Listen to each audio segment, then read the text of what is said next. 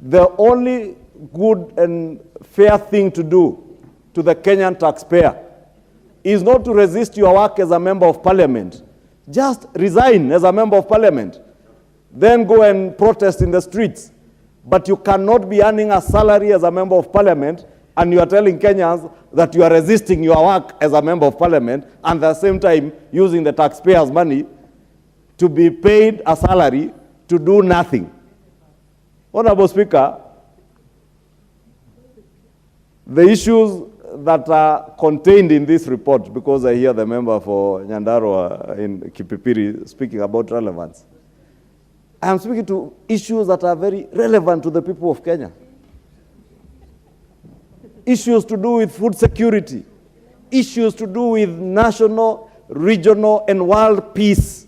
There cannot be peace and stability in the world, not just in African states, in the Pacific states, in the European states, if people are hungry, if people are stealing from their own countries and subjecting their people to perennial poverty, if leaders are lying to their people that you can resist a government that is established constitutionally and established by those people through the vote, you cannot do that, Honorable Speaker.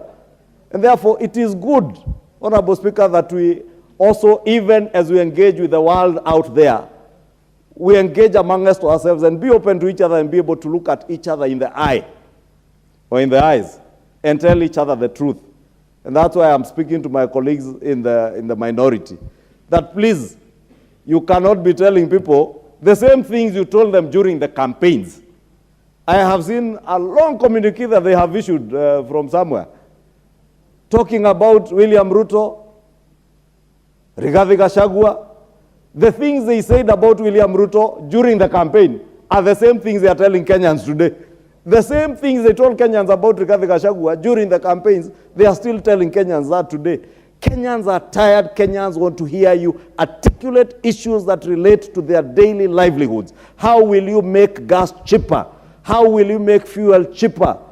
How will you use your positions as members of parliament and as elected leaders to make life and more bearable and bring down the cost of living? We just passed the appropriations bill last week, Honorable Speaker, and there were interventions, and hopefully, because I have been engaged in the process to look at the budget policy statement critically to ensure that it is aligned to the value chains that the government has prioritized, Honorable Speaker, to ensure that we do not repeat the same mistakes that we did under the handshake regime of just talking about the big four, a big four that was never followed up with actual budgetary allocations. What's your point of order, Jared Okello? Honorable Jared Okello. Honorable Speaker, I've been trying to nurse my patience, and I'm a very patient person as such. I think the matter before us is a report from OACPS, which has properly been done justice by my friend, the Major. And if the majority leader has so chosen to go off tangent, and that is very typical of him lately, and I do not know why he loses his cool each time the opposition plays its cardinal role in this House and outside this House. Madam Speaker, we have a duty on behalf of the people who elected us and the people that are persuaded by our movement, Madam Honorable Speaker. Jared Okello, don't be tempted to debate. No, Please raise your point of order. My majority leader here, a man that I respect so much, has gone into lengths to castigate my party leader. And I think I will be remiss not to offer a rebuttal to him that we have just finished our communique with the general public. And we are saying mass action begins today. And on the 20th, there will be a mass movement within Nairobi that may end up in State House and check out all the thieves in that house. Order, members. Order, Honorable Jared Okello. You also started very well, but from what I've listened to, have not heard the mention of a party leader. And the issues that happen out there, you will not prosecute them here. Yeah, go on, Majority.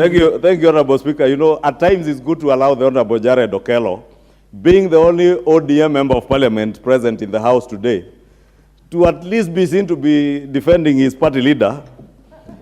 But I can also assure Jared Okello, there are no people to threaten in this government. And there will be no handshakes. And you can take that to the bank. You can protest, you can scream at the top of your voices, but there will be no handshake. We know what the handshake did to us in this country. Honorable Speaker was saying, if you look at the Cotonou Agreement, which, if you've seen the report, was due to expire in February 2020, this agreement aimed to reduce and eventually, or hopefully, eradicate poverty and contribute to the gradual integration of the ACP states into the world economy. And it was based on 3 pillars. One, which is the issues I was speaking to, and maybe that's why the Honorable Jared Okello, because I'm sure he has not even seen the report, he's not able to relate the issues I'm speaking to on development, on world peace, to the issues. And let me just mention to him, read to him, that it was based on 3 pillars. Top among those pillars is development cooperation. 2 is economic and trade cooperation. And that is why the EPA comes in on trade and economic cooperation. And C is the political dimension. And that is why I was speaking to issues, Honorable Jared Okello, that relate to the political dimension. Yeah? And also relate to development. Because one of the things that we should learn, even as we engage with other member states within the ACPU, is that democracy is not something that you just talk about when it is convenient to talk about. That even as you engage with the other member states that are practicing real and true democracy, where people hold elections and allow their people to go on with their lives after elections, when governments are established, you do not come to destabilize the same governments with threats of grand marches, I don't know, grand demonstrations, grand, what did you call it, boycotts. At least last time you said you are boycotting some milk products because the leadership in the regime then were milk processors. This time around, I'm wondering, what are you going to be boycotting? I hear the Honorable Jared Okello shout from his seat that they will be boycotting eggs. You cannot boycott eggs because eggs are being produced by Kenyan farmers in Kikuyu. Eggs are being produced by Kenyan farmers in Nyando. Eggs are also being produced by Kenyan farmers in Nairobi. If you go to Ruai, you will find Kenyan farmers. Even in Kibra, there are people doing kienyeji chicken and selling eggs in Nairobi. Therefore, you cannot be talking about boycott of eggs. And the issues that relate to trade and economic cooperation. We are talking about economic cooperation and integration of our region in the East African community.